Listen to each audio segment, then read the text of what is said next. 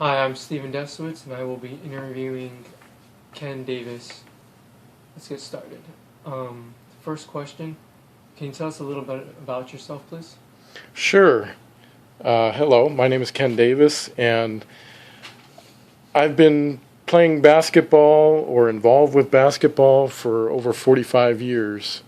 I was born and raised in Southern California and lived in various other states, including the Southeast, and coached in on the Gulf Coast in Mississippi.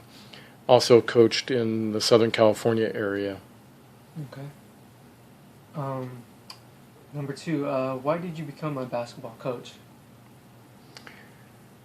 I loved playing the game. I started playing basketball when I was 7 years old and went through various levels of, peewees and junior high basketball. Okay. Played high school basketball. Wasn't good enough to play college, but the love for the game, stayed with me, and I, got lucky and caught on as an assistant coach for a high school team, and just learned the trade of being a coach, and just again loved the game so much, loved the competition that I wanted to be involved with the game somehow. So coaching made a lot of sense for me. Okay. Perfect. Thank you. For number three, what has changed over the years of basketball, like at the high school level, or throughout all the years of basketball you've been coaching? Like, what has changed? Sure. Well, first of all, a lot has changed. Yeah, obviously, yeah. The rules, for one thing, have changed. When I played basketball in high school, for instance, there was no three-point line. There was no shot clock.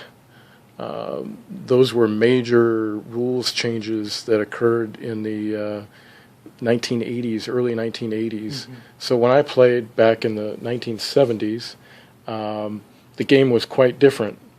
A lot of the game revolved around getting the ball inside to a low post guy, a big guy, and not as much emphasis on outside shooting. Which is today's game, which is everything's outside now. There was a guy who coached college way back then in the 70s named Dean Smith, and he introduced a strategy called the four corners, and a lot of high schools adopted that strategy. So where scores are normally today in high school in the 60s and 70s, we had scores in the teens because teams would just hold the ball and play this what's called four corners, spread the court, and it was just basically a game of keep away. The other thing that's changed over the years, quite frankly, is the size, the speed, and the knowledge of the players. Can you elaborate a little bit more on that, please? Sure. There wasn't as much what I would call AAU or Pee Wee basketball. Kids played YMCA, and they learned some skills there, and then they learned some skills on the playground.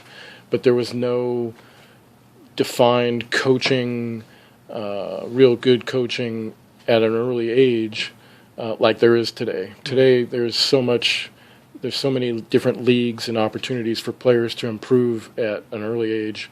I mean, some kids start playing basketball now at 4 years old, 5 years old, and it's incredible the amount of training and skill development that takes place at an earlier age.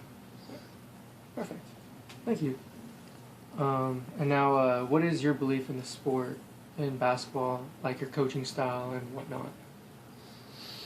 Well, again, my formative years were in the 1970s when this four-corner offense was created and was prevalent. Mm-hmm. So in order to beat that type of strategy, you had to use a very heavy pressure defense, full court pressure, Yep. in order to steal the ball and create fast breaks. So I still believe in extreme pressure defense, man-to-man, which creates up-tempo. The reason I believe this is because the more easier baskets you get, the higher field goal percentage you have. The easier baskets result in layups or shots in the paint, and you're shooting at a 60-70% clip for those types of shots easily, as opposed to the three-point shots now where you're lucky if it's 30%. So again, my belief is pressure defense leads to easy baskets, which leads to more scoring and winning. Perfect. Thank you. And number 5, how do you motivate these young adults? Yeah, motivation is difficult. I've learned through the years that the best way to motivate is really to set goals, individual goals and team goals. And these goals have to be reasonable and they have to be measurable. Mm-hmm. So, for instance, what I'm talking about is things as simple as free throws.